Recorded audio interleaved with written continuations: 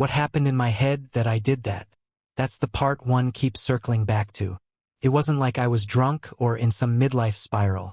I was just there, at a reunion, in West Virginia, standing across from Mia, and something inside me just snapped like an old rubber band. My name's David. I'm 44. Been married to my wife, Kayla, for going on 19 years. We've got one son, Ethan, 16, learning to drive and already acting like he's got the world figured out. We live in Charleston, not far from where we both grew up. Life's been steady. I work in HVAC, own a little business. Kayla does real estate now, though she used to stay home when Ethan was younger. We've got a decent house, a dog, a standing grocery list, and a routine that hasn't really changed in a decade. I'm not unhappy, or at least I didn't think I was. I don't have some dramatic story of a loveless marriage or screaming matches. We had our stuff like any couple, little fights, long silences that stretched too far, intimacy that slowly faded into habit, but we were okay. We worked. At least I thought we did. Then came the reunion. It was the 25-year one. I wasn't going to go at first. Those things always felt like a weird parade of who got fat, who got rich, and who peaked in 11th grade. But Kayla saw the invite in the mail and said, "You should go. Blow off some steam. Catch up with the guys." I said, "You sure?" Thinking maybe she'd want to come too. She shook her head. "I've got a showing that weekend. Plus, you'll have more fun without me tagging along." So I went. Drove out Friday night. Stayed at a motel just off the interstate in Beckley. The reunion was at a lodge near a lake. Nothing fancy. Cheap beer, plastic chairs. A DJ playing hits from when we were still figuring out who the hell we were. I saw Mia right away. She hadn't changed much. A little older in the face, sure, but still had that same energy. Confident. Laughing too loud. Wearing a jean jacket over a dress like it was still 2002. We hadn't talked since senior year, really. She moved away after graduation, someplace in Pennsylvania, I think. But in high school, God, I was gone for her. First real crush. She sat 2 rows ahead of me in homeroom. Smelled like strawberry gum and sunblock. Dated older guys. Barely noticed me. So yeah, when she came up smiling, arms wide and said, "David, oh my God, you look good." Something short-circuited. I smiled too hard. Hugged too long. Took a plastic cup of warm beer from the table and stayed next to her all night. We talked about everything and nothing. Old teachers.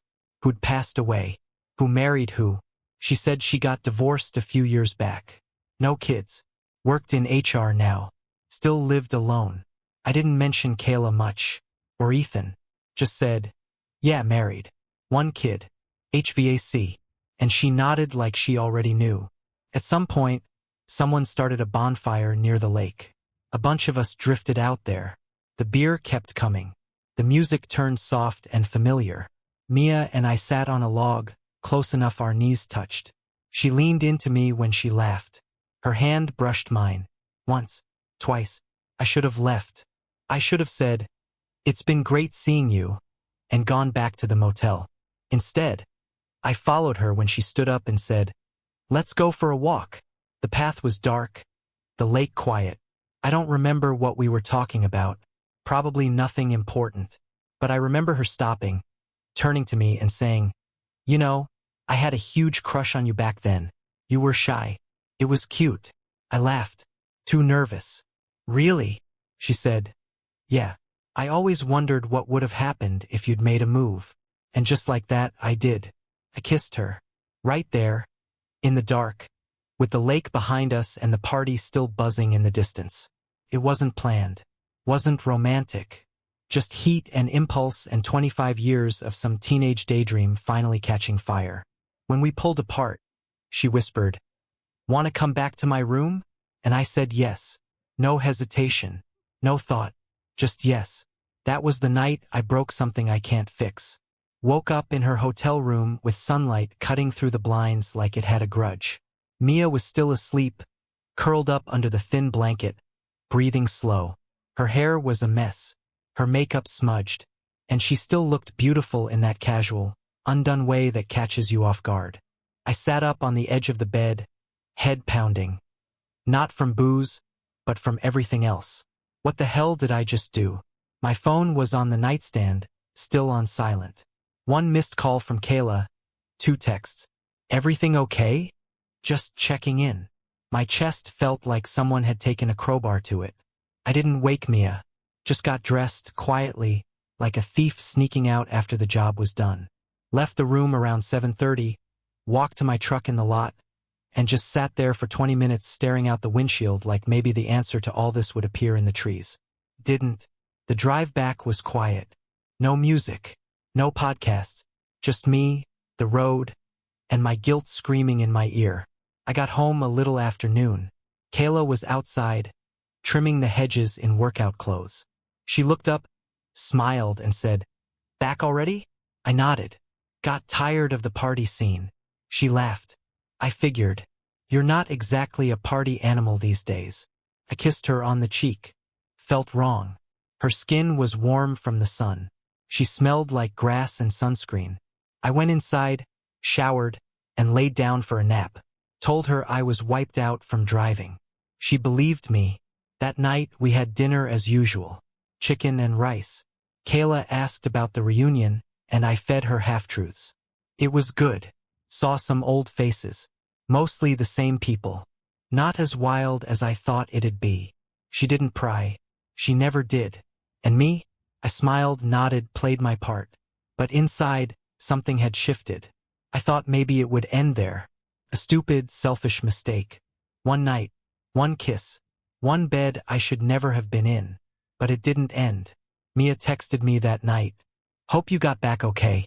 I can't stop thinking about last night." I didn't respond right away. Just stared at it.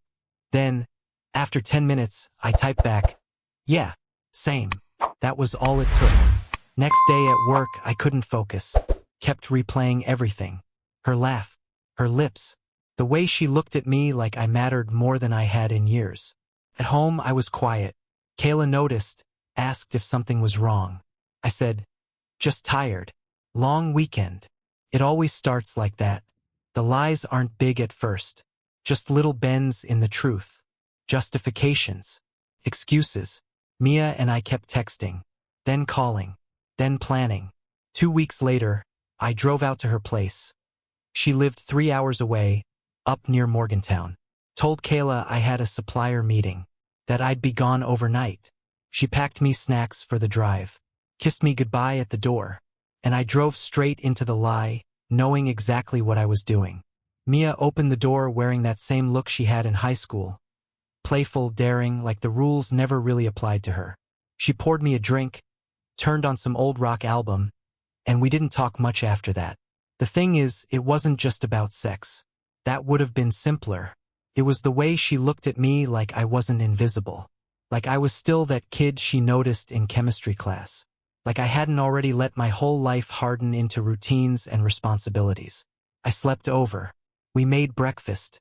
She made fun of how I still overcooked eggs. It felt stupid and light and dangerous all at once. Driving home the next day, I passed a billboard that said something like, "The choices you make today become the life you live tomorrow."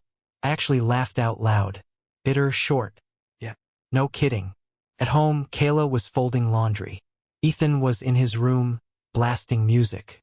Nothing had changed. Everything was exactly how I left it. Except for me. I laid in bed that night next to her and stared at the ceiling.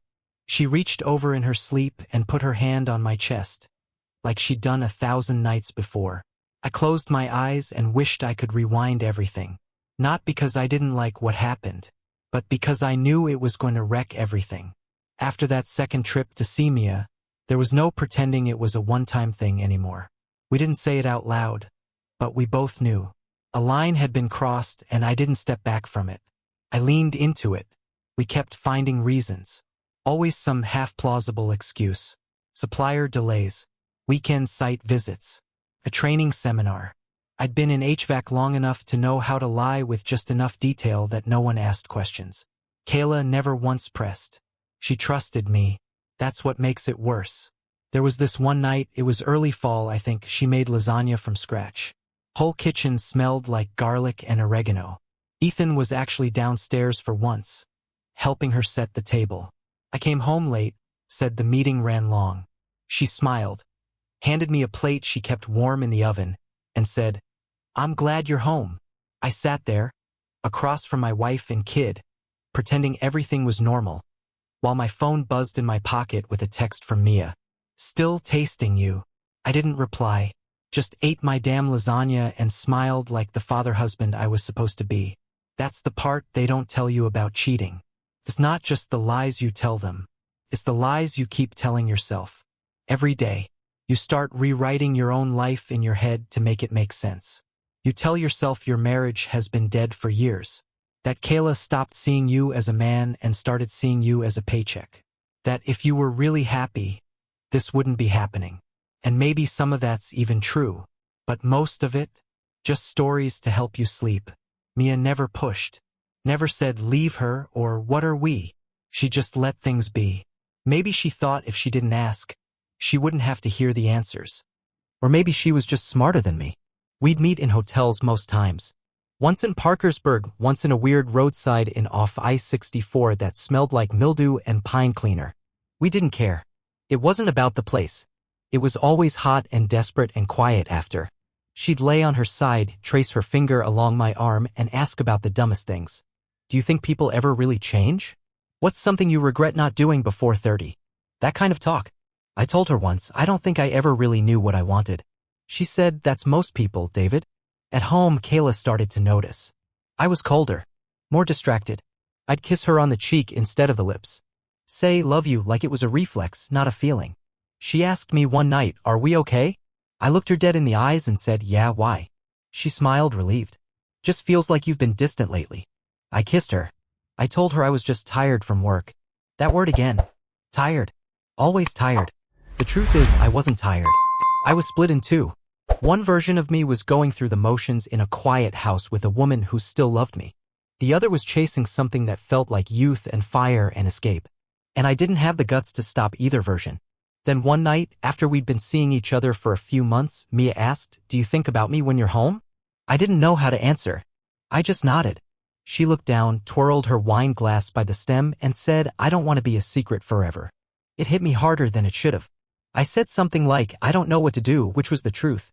She said, figure it out. Then she kissed me on the cheek, turned over in bed, and didn't say another word the rest of the night. I drove home the next morning feeling like a man walking toward a cliff with his eyes wide open. Knowing damn well it's coming. Just not knowing when. It all came undone on a Sunday. Funny how the breaking point wasn't some big dramatic thing. It wasn't catching me in bed or a furious voicemail. It was quiet. Just a moment that slipped through the cracks and landed in the wrong hands. We were having brunch. Kayla made waffles, which she only did on weekends when she was in a good mood. Ethan was out with friends, so it was just the two of us. She asked if I could take a look at the faucet later. It was dripping again, and then went upstairs to get ready for a showing. Normal stuff. Routine. I'd left my phone on the kitchen counter. And I hadn't cleared my messages. She came down 10 minutes later with that look. You know the one. Pale, holding it together, but barely. Who's Mia? She asked. I didn't answer. She held up my phone. Open to a text. I knew which one before she said a word. I miss the way you breathe when you're inside me. I didn't lie. Didn't say it was spam or some joke. I just stood there like a man who already knew the verdict. Is this a joke, David? She asked. I shook my head. You cheated on me, she said, voice shaking. I nodded. She sat down at the table like her legs stopped working. Why was all she said. And I didn't have an answer that didn't sound like bullshit. I don't know, I said. It just happened. She laughed. Dry. Bitter. Things like that don't just happen, David. You made choices. I didn't argue. What was there to argue? She didn't cry, not then. That came later. First, she got quiet. Cold. Asked me how long. I told her a few months. That made her flinch like I'd hit her. Then she asked if I loved her, Mia, I mean. I said no because I didn't. Not in the way you mean when you say love. She looked at me like I was a stranger in our house. I want you out, she said. That night I slept at a cheap hotel on the edge of town, the kind with rooms that smell like cigarettes no matter how many times they clean them. The next few days were a blur. I kept showing up to work like nothing happened. Kept telling Mia that I'd explain soon, that I just needed time. I didn't tell her Kayla found out. Not right away. When I finally did, she didn't seem surprised. What happens now? She asked. I said, I don't know. That was my answer for everything by then. I found a small place a week later, furnished, month-to-month lease. Told Ethan I'd be staying somewhere else for a bit. He just nodded, didn't ask questions. Kayla didn't stop me from seeing him, but she didn't make it easy either. Every handoff was cold, brief, awkward. Mia came over a few times. Tried to make the new place feel less like exile. Brought over a plant, some throw pillows, a bottle of wine. We ate takeout on the floor and tried to laugh. But it wasn't the same. Affairs feel different in the daylight. Once the world knows, once the lies are out, it all gets a little less electric. One night, Mia asked if I thought this was worth it. I didn't answer. She didn't press. I think she already knew. The truth was, I didn't know what the hell I'd done. I'd torched 20 years of marriage for something I didn't even understand. I wasn't running to Mia. I was just running. From being invisible. From routine. From feeling like a placeholder in my own life. And in doing that, I became the kind of man I never thought I'd be. A liar. A cheat. A dad who didn't live at home. I thought about going back. About trying to fix it. But every time I pictured that, I saw the look on Kayla's face when she found that message. That's not the kind of thing you recover from. So I stayed gone. And I started building a new life from the wreckage of the old one. Even if it didn't feel like mine. The place I moved into was small, just one bedroom, a kitchenette, and a window that looked out onto a parking lot full of potholes. The kind of place where everything echoes because there's nothing soft to absorb the sound. I brought a duffel bag, a toolbox, and a suitcase of clothes. That was it. The rest stayed at the house with Kayla. First few nights I didn't even unpack. Just sat on the edge of the bed staring at the wall like it might offer up a reason. Something to make this feel like more than just a slow-motion crash. Mia came over the second weekend. She brought groceries like we were playing house.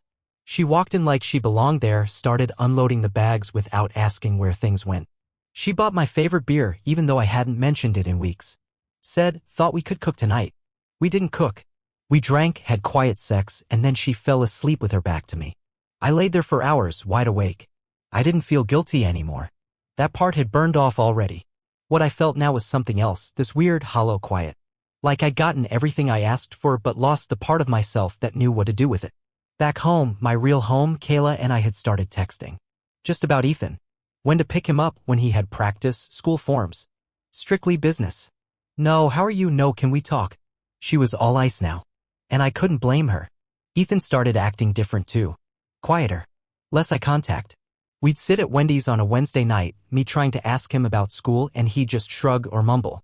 Sometimes he'd nod along like he heard me, but his eyes were always somewhere else. I knew that look. It was the same one I'd had for months before everything fell apart. I started asking myself the question I'd been avoiding, did I screw this up because I was unhappy?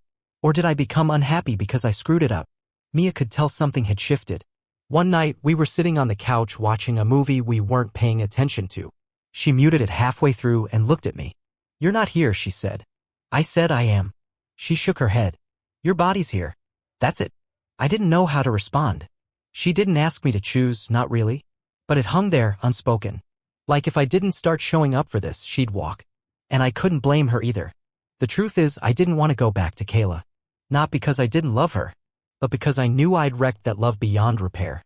I didn't want to stay with Mia either, not long term. Not in this half-life of cheap dinners and side glances.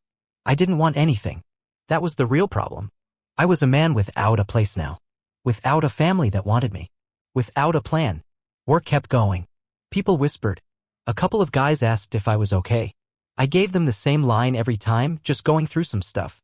One of them clapped me on the shoulder and said, midlife, huh? Maybe it was.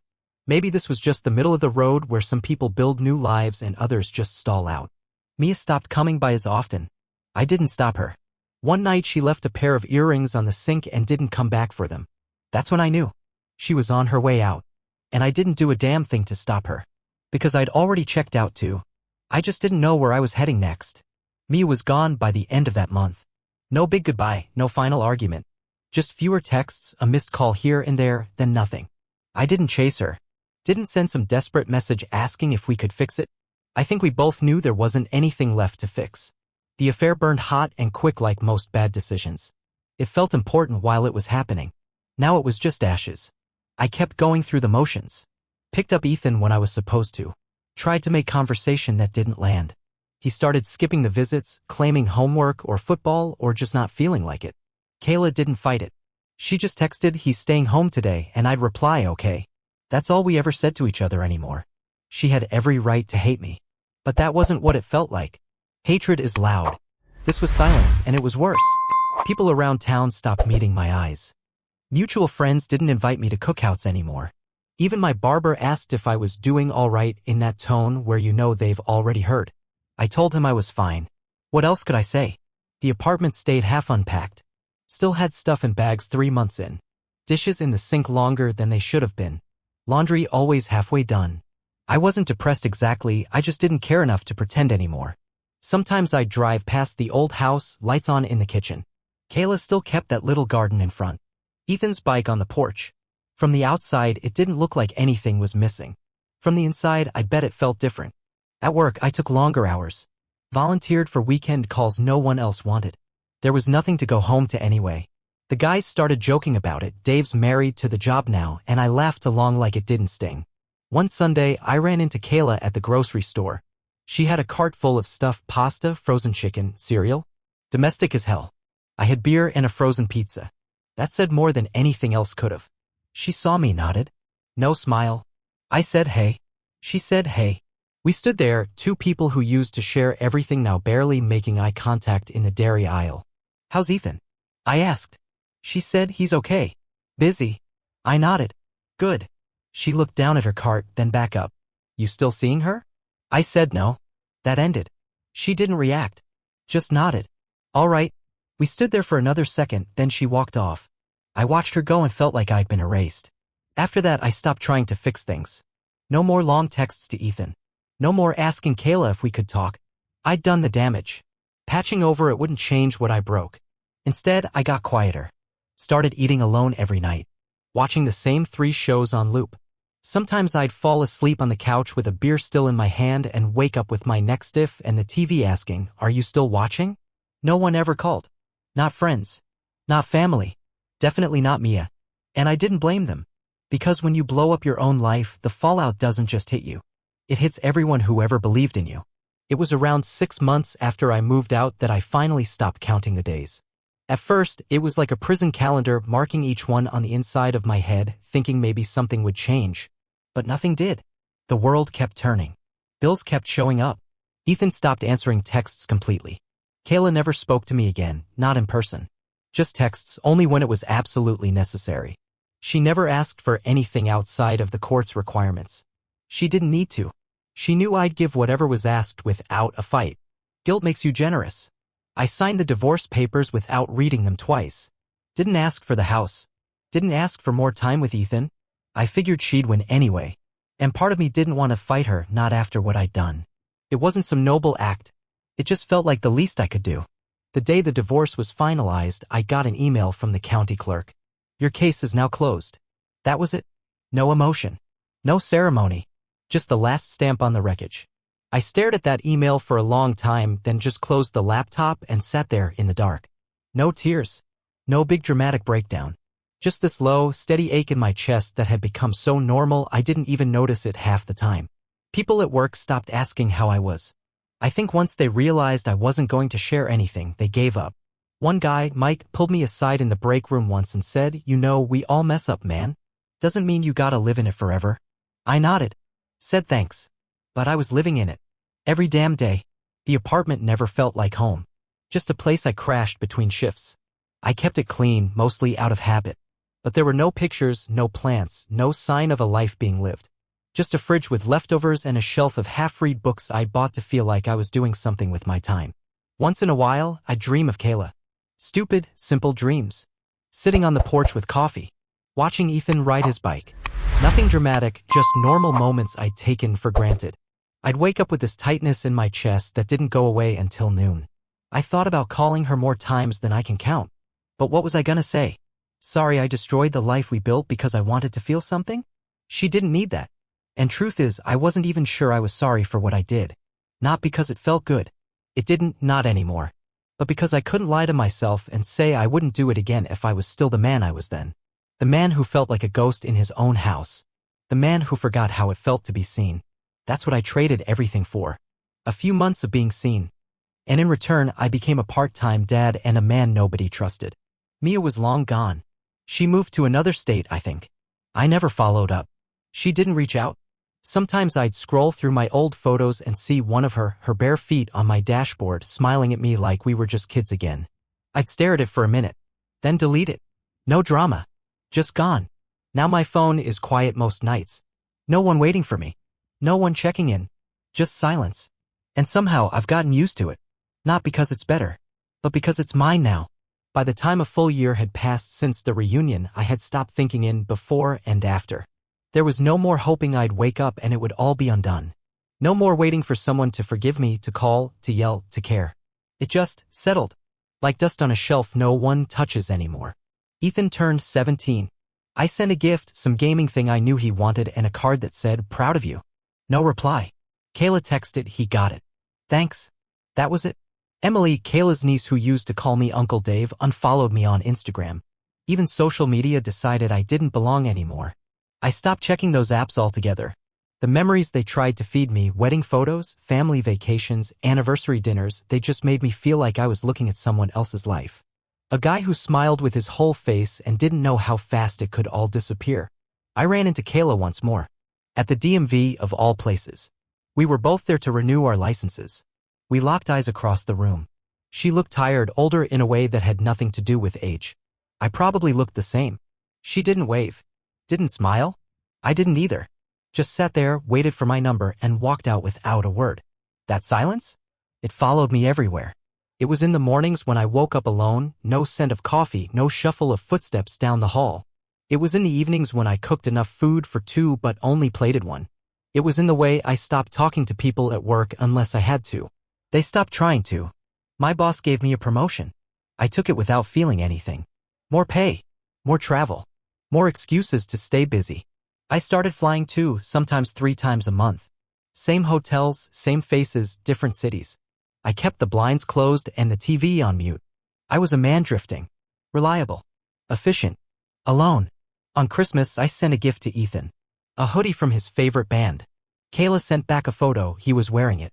No smile. Just standing there. But it was something. I stared at that photo longer than I should have. New Year's came and went. I didn't drink. Didn't go out. Just watched the countdown alone with a frozen pizza and a beer I didn't finish. Thought maybe I'd text Kayla. I didn't. There's no going back. You think maybe if you say the right thing or show up in the right way you can reverse time. But some lines stay crossed. Some doors, once shut, stay that way. Mia never reached out again. I never heard from her after that last silence. She was a spark. A fire I let consume everything even though I knew it wasn't going to last. That's what burns the longest, knowing I lit the match and never bothered to check the wind. Yeah? Now I work. I sleep. I run sometimes just to feel my legs move. I eat meals alone. I show up when I'm supposed to. I text Ethan on his birthday even if he doesn't answer. I still write Merry Christmas and Happy Thanksgiving even if the only reply I get is silence. Because that's what I've got now. Silence. Not regret exactly. That would mean I still had the hope of making it right. It's more like acceptance. I did this. And now I live with it. There's no big ending. No redemption arc. No love story waiting on the other side. Just me. And the echo of the life I blew up. That's all.